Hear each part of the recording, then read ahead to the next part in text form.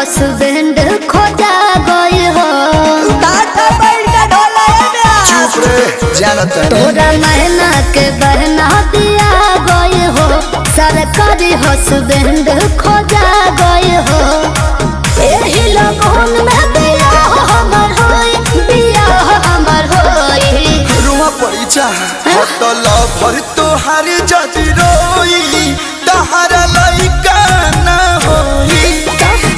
हमके छोड़ी मरद बनी कोई जान लइका ना होई। बुझलो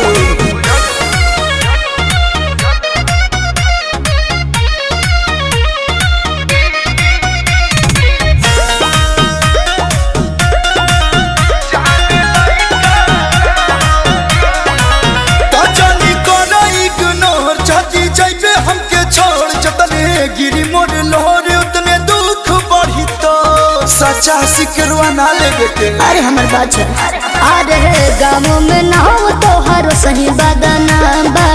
कहत लफुआ तो के लोग सरे आंबा।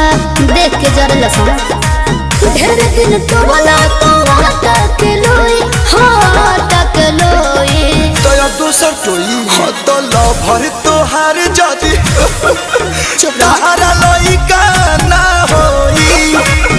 हमके छोड़ी मरद बनी कोई जान लइका ना होई।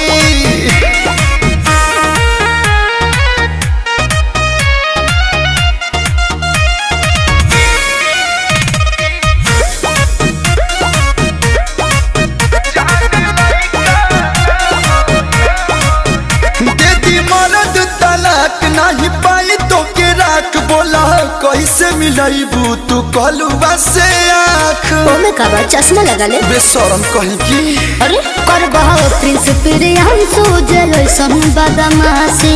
देह फसाई हम लगाइले हब फांसी।